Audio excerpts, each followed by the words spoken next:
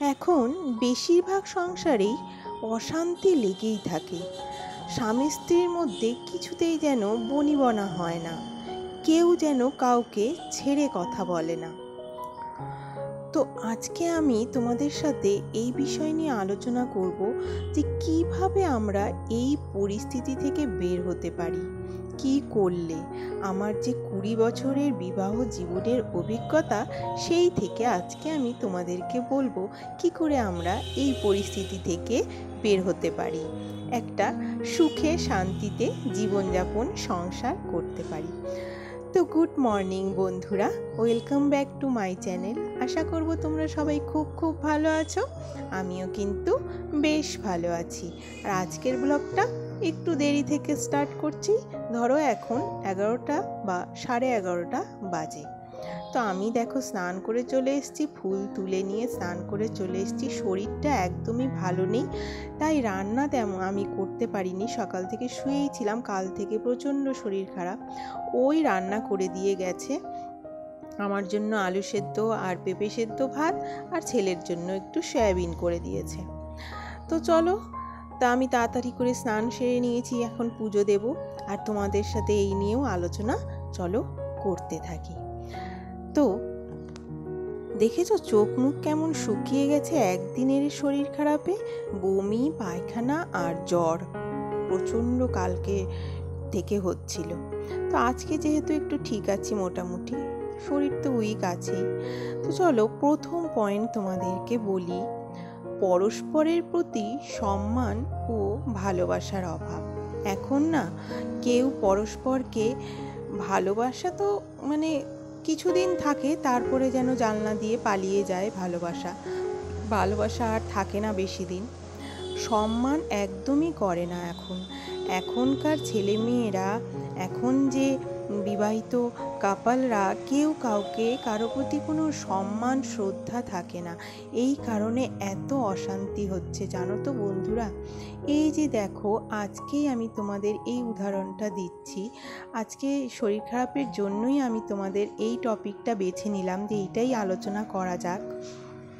এই দেখো, কালকে থেকে যে আমার শরীর খারাপ, অনেককে আমি দেখি এরকম শরীর খারাপের মধ্যেও কিন্তু কাজ করতেই হয়, যেভাবেই করুক, মরতে মরতে করলেও করতে হয়। কিন্তু দেখো, আমি কিন্তু আমার হাজবেন্ডকে একদমই বলিনি যে তুমি আজকে রান্নাটা করে দাও। ও আমার পরিস্থিতি দেখে বলল তুমি শুয়ে থাকো। সকালবেলা কিন্তু সে আমাকে চাও দিয়েছে, নুন চিনির জল করে দিয়েছে, তারপরে চা দিয়েছে, শুকনো মুড়ি দিয়েছে, সব নিজে থেকেই বলল তুমি একটু রেস্ট নাও, আমি কোনো রকম রান্নাটুকু সেরে নিচ্ছি, তারপরে আমি স্কুলে যাব। এই দেখেছো, এই বেলি ফুলগুলো ওপরে ফুটেছিল, তোমরা তো দেখলে। তো এই যে পরস্পরের প্রতি একটা সম্মান, আমি প্রত্যেক দিনই তো রান্না করি, প্রত্যেক দিন তাকে আমি মুখের সামনে, হাতের সামনে খাওয়ার, চা, জল, সব জলের বোতল, চায়ের ফ্লাস্ক সব গুছিয়ে দিই। এটা আমি কেন করি? আমি কিন্তু কোনো বিতৃষ্ণা ভরে রেগে বিরক্তিতে করি না, এটা কিন্তু আমি ভালোবেসে করি। আমার এটা মনে হয় যে এটা আমার কর্তব্য, এটা আমার করা উচিত, আমি ভালোবেসে করি। এই ভালোবাসারই ফলস্বরূপ কিন্তু আজকে আমি এই পাওনাটা পেয়েছি যে আমার শরীর খারাপের মধ্যে ও আমাকে কিন্তু বিছানায় চাটা এনে দিয়েছে, তারপরে রান্না করে তারপরে নিজের কাজে বেরিয়েছে। তো এই ভালোবাসাটা, সম্মানটা থাকা খুব দরকার জানো তো বন্ধুরা, খুব দরকার। তো এই দেখেছো, আমি কিন্তু সকালবেলা আলু সেদ্ধ আর পেঁপে সেদ্ধ দিয়ে অল্প এক মুঠ গরম ভাত খেয়েছিলাম, আর এখন আমার একদমই ইচ্ছে করছে না। তো আমি এই জল মুড়িটাই খাবো, এই পুজোর বাতাসাগুলো নিয়ে নিচ্ছি, এইটা দিয়ে আমি জল মুড়ি খেয়ে একটুখানি ঘুমোবো। প্রচণ্ড আমার ক্লান্ত লাগছে। আর দ্বিতীয় পয়েন্ট হচ্ছে পরকীয়া করলে কোনোদিনও সংসারে কিন্তু শান্তি আসবে না। স্বামী স্ত্রীকে রেখে অন্য আরেকজনের সাথে সম্পর্কে জড়ানো, সেটা হচ্ছে স্বামীকেই হোক বা স্ত্রীকেই হোক, এটা বিশ্বাসঘাতকতা করা।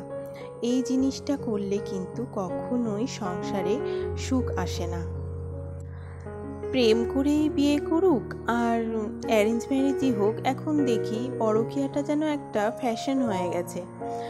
তো আগে কিন্তু আমাদের সময় দেখে শুনে বিয়ে হলেও দেখো মানে অনেক দূরে তো আমি এসেছি, আমার তো অনেক দূরে বিয়ে হয়েছে। তো আমি শুধু আমার কথা বলছি না, সবার কথাই বলছি, পরকীয়া করো না বন্ধুরা, নিজের স্বামীকে ভালোবাসার চেষ্টা করো, দেখবে তুমি উল্টে কিন্তু ভালোবাসা অবশ্যই পাবে, অবশ্যই পাবে।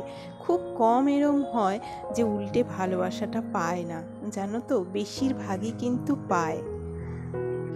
আর হচ্ছে একটু পরস্পরের প্রতি একটু সময় দাও। মানে এখন তো ছেলে মেয়ে স্বামী স্ত্রী দুজনেই কাজ করে, যার ফলে সময়ের প্রচণ্ড অভাব হয়ে গেছে, আর ক্লান্তও থাকে তারা, সময় দিতে পারে না একে অপরকে। এই কারণে কিন্তু অশান্তিটাও বেশি হচ্ছে। একটু দুজনের সময় দেওয়া উচিত।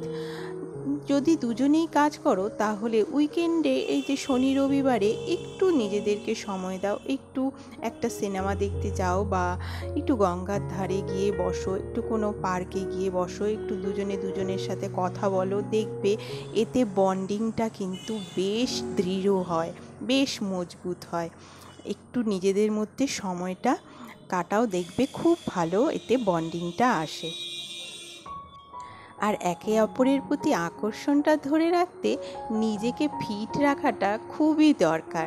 এটা হয়তো অনেকেরই মনে হবে যে এটা একটা ফালতু পয়েন্ট, কিন্তু না, এটা খুব গুরুত্বপূর্ণ একটা পয়েন্ট, জানো তো। যদি দেখতে বিচ্ছিরি হয়ে যাও, বা পেট মোটা হয়ে গেছে, গালগুলো ফুলে ফুলে গেছে বা ঝুলে গেছে, দেখতে বিচ্ছিরি হয়ে গেছে, টাক পড়ে গেছে, এই রকম হলে কিন্তু আকর্ষণটা সত্যিই চলে যায়। শরীরের যে একটা আকর্ষণ, এটা কিন্তু চলে যায়। তাই আকর্ষণ ধরে রাখতে নিজেকে একটু ফিট রাখো, একটু অল্প একটু প্রাণায়াম, ব্যায়াম, একটু খাওয়া দাওয়ার একটু মেনটেন করো, দেখবে একে অপরের প্রতি কিন্তু আকর্ষণটা থাকবে বজায়, অনেক দিন, বহুদিন বজায় থাকে।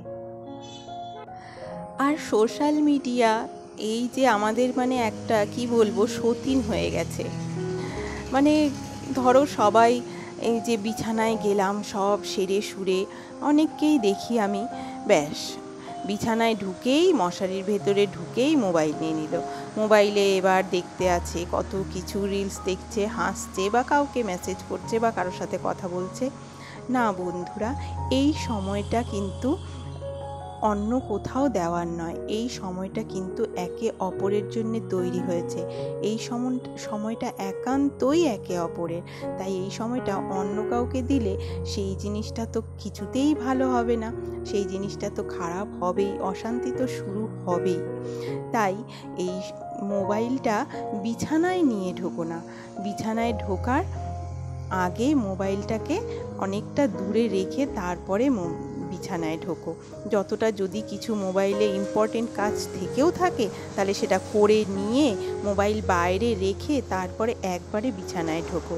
বিছানায় ঢুকে আর মোবাইলটা কিন্তু নিও না, দেখবে অনেক অনেক ভালো থাকবে, তাহলে সম্পর্কটা অনেক ভালো থাকবে। বিছানায় ঢুকে দুটো কথা বলো, সুখ দুঃখের গল্প করো, দেখবে মন মেজাজ অনেক ভালো থাকবে, অনেক ভালো থাকবে।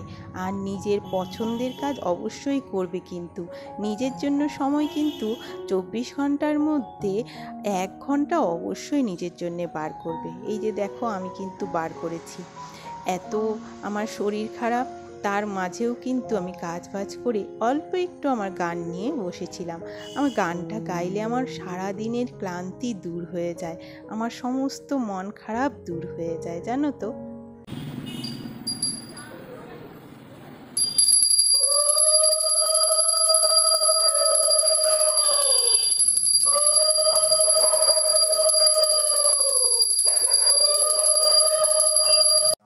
জানো তো বন্ধুরা, একটা সত্যি কথা বলি, আমার না এই পুজো দিতে দিতে তারপরে সন্ধে দেখাতে দেখাতে না ভিডিও করতে একদম ভালো লাগে না।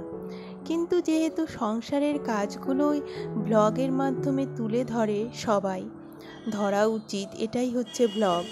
তো সংসারের মধ্যে যেহেতু পুজো সন্ধ্যাটাও পড়ে, ওই জন্য এটাও দেখানো উচিত। আর অনেকে দেখতেও চায়, পুজো সন্ধ্যাটা দেখতে ভালোবাসে, পছন্দও করে, তাই দেখানো উচিত।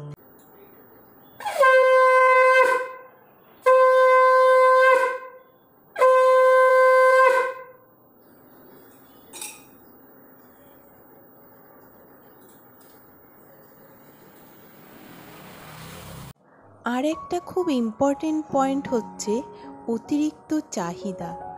সেই চাহিদা কি বলতো, শারীরিকও হতে পারে আবার আর্থিকও হতে পারে। অনেকে অনেক কিছু চায় না, স্বামী বলো আর স্ত্রী বলো, স্ত্রীদের ক্ষেত্রে মেয়েদের ক্ষেত্রে এটা বেশি হয় যে আমার এত দামি শাড়ি লাগবে, আমার এত দামি এই গয়না লাগবে, বিবাহবার্ষিকীতে এই দিতে হবে, জন্মদিনে সেই দিতে হবে।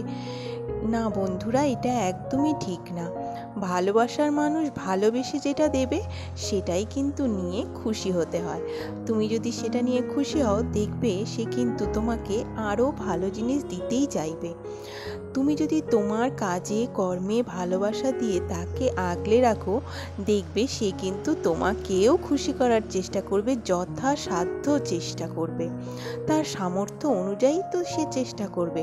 সে তো চুরি করে এনে, ডাকাতি করে এনে যদি তোমাকে গয়নাগাটি করে দেয়, তাহলে নিশ্চয়ই তুমি খুশি হবে না। তো তার সামর্থ্য অনুযায়ী তোমার চাহিদাটা থাকা উচিত, তাহলে দেখবে কিন্তু অশান্তি হবে না। এটা কিন্তু শারীরিক চাহিদার মধ্যেও একটা বিশাল বড় একটা দিক, জানো। অনেকের শারীরিক চাহিদা অতিরিক্ত এত চাহিদা হয় যে অন্য কেউ মেটাতে না পারলে তখন সেটা নিয়ে অশান্তি হয়।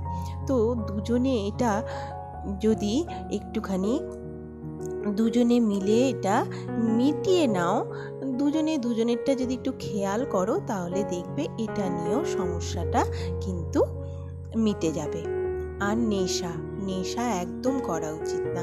নেশা যারা করে না, তাদের সংসারে কখনো শান্তি আসে না বন্ধুরা। নেশা থেকে একদমই দূরে থেকো। আর হচ্ছে ভুল বোঝাবুঝি হতেই পারে, কারণ জীবনযাত্রার ভিন্নতা, মানসিক মানে মেন্টালিটি আলাদা, এটা তো হতেই পারে। ভুল বোঝাবুঝি হলে সেটা দুজনে মিলে বসে মিটিয়ে নিও, তাহলে দেখবে সংসারে কিন্তু অশান্তি দূর হয়ে যাবে, সুখে শান্তিতে সংসার করতে পারবে। তো আজকের ভিডিও আমি এখানেই শেষ করব। তোমরা সবাই খুব ভালো থেকো, সুস্থ থেকো। দেখা হচ্ছে নেক্সট ভিডিওতে। আর আমার ভিডিওটা যদি একটুও ভালো লেগে থাকে তাহলে প্লিজ একটা লাইক দিও, আর চ্যানেলটিকে সাবস্ক্রাইব করে প্লিজ প্লিজ প্লিজ আমার সাথে থেকো। আর আমি ঠাকুরের বিছানা দেখো করে দিয়েছি, কাপড় চোপড় ছেড়ে নিয়ে তারপরে এই যে বেলি ফুলগুলো একটুখানি জলের মধ্যে দিয়ে দিলাম, খুব সুন্দর গন্ধ বেরোবে আর আমরাও ঘুমোবো। Good night.